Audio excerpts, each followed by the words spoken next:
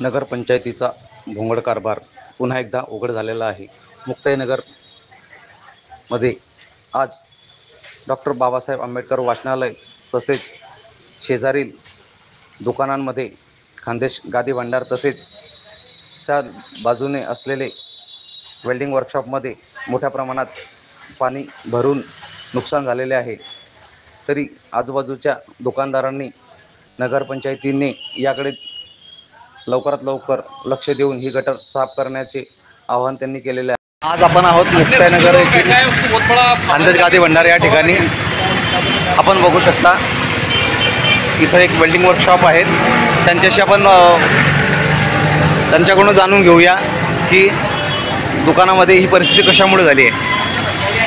परिस्थिती अशामुळे झाली आहे की हे जे गटार ज्या वेळेपासून बनलेली आहे त्यावेळेपासून हे उपसली गेली नाही आणि ते पुढे टन आहे. टनमध्ये भरपूर घाण कचरा फुटलेला आहे.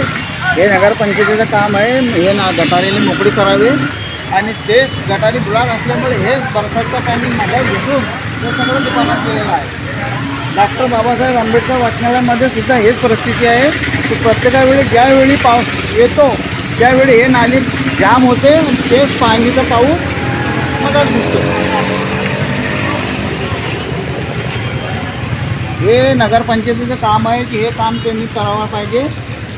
हे नम्र विनंती आमची. आम्हाला हमेशा हेच तकलीफ आहे.